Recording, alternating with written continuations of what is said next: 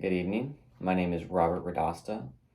I am taking Russian foreign policy with Dr. Viman-Miller, and this presentation is going to be over my paper, which is Social Media as a Russian Foreign Policy Tool. And as proof of my identification, this will also be attached and submitted. Here's my Nighthawk's ID, and as you can see, my hair is a little bit longer than it was when I started school, but I promise that is me. So this presentation, like I said earlier, is over social media as a foreign policy tool of Russia. So in recent decades, ever since the advent of the internet, governments around the world have become especially concerned about something known as cyber warfare. So technology is advancing at lightning speeds and exponentially getting more advanced by the day. And governments have taken notice of that and invested heavily into tactics, online tactics that can be used as in warfare, such as subterfuge or stealing of data or data mining or crippling critical services within another country. And that's where the main concern has been coming from in recent decades regarding, especially in the United States, regarding Russia and China and North Korea and the capabilities they might have in attacking the US or other countries around the world through cyber techniques. And the interesting thing with that is that the most effective form of cyber warfare that has arisen in recent years and was really on display in the U.S. election in 2016 and during Brexit when the United Kingdom voted to leave the European Union, or when Marine Le Pen was elected president of France 2 years ago. In all these instances, that there's this new form of cyber warfare that's arisen, and it's really driven through social media and the use of social media as a propaganda tool. And the most notorious actor in using social media as a propaganda tool to advance its foreign policy agenda has been the state of Russia. And so we have to ask ourselves, how did we get here? How did Russia become so effective at using social media as a foreign policy tool? And it really comes down to the role that media has traditionally played, not only in Russia, but worldwide. And so in Russia, media has played an especially impactful role throughout its history, especially beginning around the 19th century, in the late 1800s. Really actually more so the early 20th century. So we had Tsar Nicholas, who was deposed by the Bolsheviks. And the first thing that the Bolsheviks did was they seized the printing presses, because they knew the potency of words, and they knew that words had power. And they knew that if they could control the printing presses, if they control the media, they control the flow of information, then they control the facts that people receive, and they can create their own reality. And so this was a key pillar holding up the Bolshevik ideology going forward for the communist Russia, for the Soviet Union. And you see this with Stalin and his purges. A lot of times when people were killed, it was 10 years without correspondence. They didn't want information to get out to people. They didn't want people writing back and forth with relatives about the imprisonment they were in, or they didn't want people realizing that their relatives had been killed. And so you see that with the purges, and then you see that as well with Khrushchev, who gives this quote, and he states, "Just as a soldier cannot fight without ammunition, the party cannot conduct a war without print. Print is our main ideological weapon, and we cannot pass it into unreliable hands." And so it was through this form of media, through print, through words, that Khrushchev really developed the party's ideology. And by the 1980s, when this ideology became stale and new leaders came into power, it was the attempted, almost the attempted revival of this ideology, bringing it back to its real Leninist Marxist roots. And they introduced this program known as Glasnost. And under the program of Glasnost, information could now flow freely. And so the media was no longer held in tightly by the Kremlin's hand, but the chains were loose. Media was free. The reality that was pushed, the facts that were given, the reality that was suppressed, was no longer controlled by the Kremlin. It was now free for people to draw from outside sources, or to see reality as it actually was. They weren't bound by ideology anymore. And this shook the Soviet Union to its core and actually led to its collapse. And so you see media plays a very impactful role in Russia, and you see it even more so following the collapse of the Soviet Union. And you see it with Boris Yeltsin and Andrei Kozyrev, and you see it in that some of the fiercest battles in Russia and after the collapse of the Soviet Union were fought over television stations. And because both sides knew that whoever controlled the media, whoever controlled the flow of information, could sway the public whichever way they wanted to. They had the influence. And so there's this idea that power is really the ability to influence others to do what you want them to do. And so Boris Yeltsin and Kozyrev were really able to push their Westernist agenda using the media. And as the media more and more became unbridled and oligarchical and serving their own interests, you see them turn on them. And that's when you have the rise of Vladimir Putin, who was really a media-made man. And though he was Yeltsin's chosen man, he was made by the media. His defining moment came after the bombing in Moscow by Chechen rebels, and his reaction to that. And all of a sudden, you see Putin go from some unknown KGB guy to probably one of the most important faces within Russia, as he would remain to this day. And so this all stems from this idea that was perfectly captured by Ivan Pavlov, and I especially love this quote. And he says, "Russia is an idea-centric country, and the media plays a disproportionately important role in it." And he noted, "The task of everyone is to comprehend reality accurately.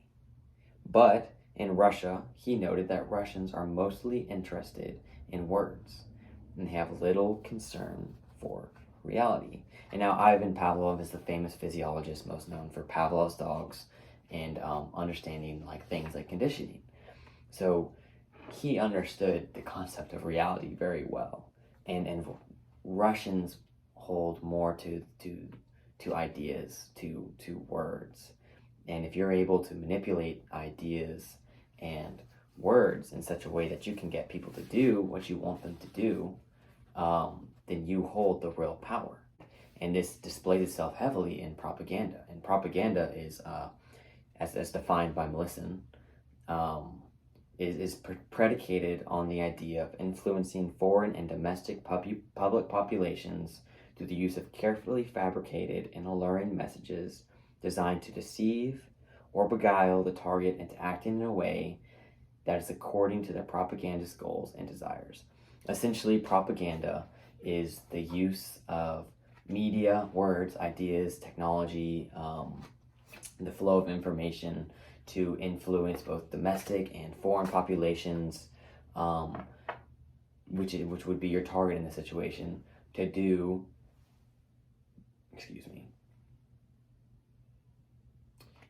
what you want them. And so social media really amplifies the ability of propaganda to influence domestic and foreign populaces, because you have this near instant, constant news cycle that is continuously being refreshed and updated, and people are continuously receiving this information, and it's at their fingertips. It's easy to access. Everyone has access to it 24/7. So before we go any farther into social media as an amplifier of propaganda, we first have to go and begin talking a little bit about Russian foreign policy. And so with Russian foreign policy, you have three schools of thought that really have driven Russian foreign policy in the past 100 years or so. And so the first school of thought is Westernism, and Westernists really see a lot of Western culture within Russia, and they identify with Western culture, and they believe that Western values and beliefs and the way it's done in Western Europe and the United States is the way that Russia should do things, and they attempt to emulate that. And then you have statism, and statism really believes in the primacy of the state, and they believe in security and order, and they believe that the state is the best medium to achieve that. And then lastly, you have civilizationists.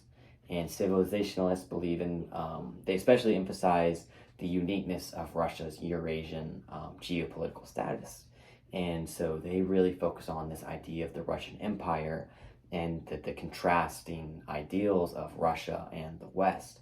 And so they believe that Russia's geopolitical status is what really gives them power. And so the most dominant school of thought between those three has been statism. And the current leader of Russia, Vladimir Putin, is a renowned statist, and is a renowned statist. And so when Putin ascended to power, he succeeded Boris Yeltsin, who was a Westernizer, and he ascended to power, and he gave this speech on New Year's Day in the year 2000, heading into the new millennium. And at the time, there's nothing super groundbreaking about it, but you really see the words here capture the direction of Putin's foreign policy and Putin's domestic policies as well. And so Putin says, for Russians, a strong state is not an anomaly to fight against. Quite the contrary. It is the source and guarantor of order, the initiator and the main driving force of any change. Society desires the restoration of the guiding and regulating role of the state. The majority of Russians associate the improvement in their lives not so much with their own endeavors, initiative, and entrepreneurship, as with the help and support of the state. And so we can't ignore them. Essentially what he's saying here is he's really solidifying his belief in the primacy of the state. He's saying that for Russia to be a great power, the state must be strong. There's no other way to achieve it. It's not through their geopolitical status. It's not through their identity with the West, but it's through the primacy of the state, who guarantees their security and their order.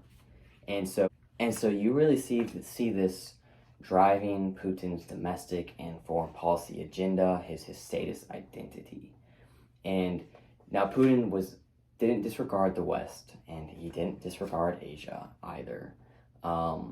He recognized the West as Russia's significant other, and so he sought Western recognition of Russia as a great power. And so when that recognition didn't come, following September 11th and going into the Iraq War, and following the actions of the United States and NATO in expanding up onto Russia's borders, you see Russia begin to feel disrespected by the West, and Putin's realizing that he is not receiving the recognition that he believes Russia deserves as a great power. And so you see this shift where Russia sort of disengages from the West, and this comes at a critical juncture within Russia, and this is known as the Snow Revolution. And so, long story short, Putin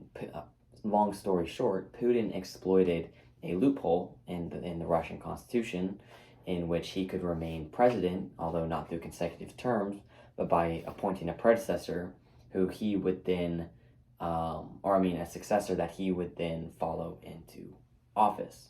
So this man was Dmitry Medvedev.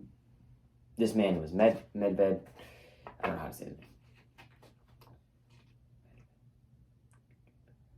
And so this man, Dmitry Medvedev, was the president of Russia, while Putin was the prime minister, and then Putin rigged the elections to become president immediately following this. And this strong middle class that has burgeoned in Russia due to Putin's policies also becomes very critical of Putin and his regime and the corruption and oligarchy, and they begin mass protests. And the way they organized these protests was through the use of social media. And so Putin's regime and the state, the primacy of the state, was never more threatened during Putin's time in office than at this moment. And so immediately the Kremlin takes note of how effective social media was at disseminating information and organizing protests and pushing the agenda that against Putin and the oligarchy and his party and his regime, and against the corruption of the state. And they took note of it, and this was really the moment, the critical juncture in which Russia pivoted into using social media as a propaganda tool. And so almost immediately, and you see this with more and more with states around the globe, in that while in the past Russia used television as a way to push their propaganda goals, now they're beginning to use social media. And this is in line with a lot of other states around the globe using social media to manipulate their domestic populations through propaganda, through a fire hose of information, to get them to support the government in its agenda and in its goals. And you see this in Russia very acutely, especially with the war in Crimea against Ukraine. And so this fire hose of information. So in Russia, you start to see Putin and the Kremlin use social media to reestablish the primacy of the state online, and to really build domestic support for the Kremlin's goals and agendas, both domestically and foreign. And so in Russia, you really see Putin and the state begin to reassert the consciousness, the primacy of the state online, to shift the national consciousness away from criticism of Putin and into support of Putin. And so as a statist, when Putin gained power and he gave that speech, one of the driving forces of Putin's power, the two pillars upholding him, was his promise of a strong economy and his promise to restore Russia's status as a great power, which they believed they lost during the Cold War. And so Putin began using social media to restore Russia's great power status. And he did this when Russia invaded Crimea and seized Crimea from Ukraine. And he used social media to distort the facts, of fire hose of information, to basically create widespread support both in Crimea, which was amazingly unique and groundbreaking, and within Russia itself for the war in Crimea. And so they began pushing fake stories, such as the crucifixion of a 3-year-old boy, or soldiers or civilians being shot dead in the streets by Ukrainian soldiers, to really create this atmosphere of that was ready, excited for this war. And so this was really disseminated and pushed through social media. But not only that, but the amount of fake stories was also used to distort real events, such as the Malaysia Airlines being shut down. So many different stories was pushed by Putin and the Kremlin and the media, and these contradictory statements that you would think would erode the trust in Putin and the Kremlin and in Russia's war actually built the support, because all of a sudden people find themselves unable to trust the traditional mediums from which they receive truth. And so truth became what Putin and the Kremlin told people it was. And this was because of just the rapid fire, constant stream that Putin was able to push, of information was able to push through social media. Therefore, as you can see through this fire hose of information, of propaganda that is pushed through social media, Putin and the Kremlin were really able to reawaken a nostalgia for the old Soviet Empire within Russia. And by reawakening this, they were able to rally the domestic population to their foreign policy goals and agenda. And you see this again in Syria, and even more recently in Armenia and Azerbaijan, and you see it in their interference in the US election and in other Western elections in Europe. And you see the public rallying to support Putin and the Kremlin through this subversive form of propaganda that comes through social media. And so those twin pillars that we talked about earlier for statism, security, and order have really been upheld through Russia's use of social media and even other forms of traditional media, but especially recently through social media. And Putin has masterfully shifted the national consciousness away from domestic issues and corruption and the oligarchy and the elite, and manipulated the national consciousness into Russia as a great power, and it's really led to a lot of widespread support behind Putin and his regime and their use of foreign wars and excursions and involvement in bolstering their recognition. And so you really see this come down to their use of social media to manipulate and spread propaganda and weaken truth and create their own alternate reality within Russia. And so it will be interesting to see in the coming years and the coming decades how Russia continues to use social media as a foreign policy tool, and how foreign countries around the globe begin to adjust to this reality and either copy it and begin trying to use social media to more and more manipulate their own populations into following their own agendas domestically and foreign, or on the other hand, how they will combat this this social media propaganda.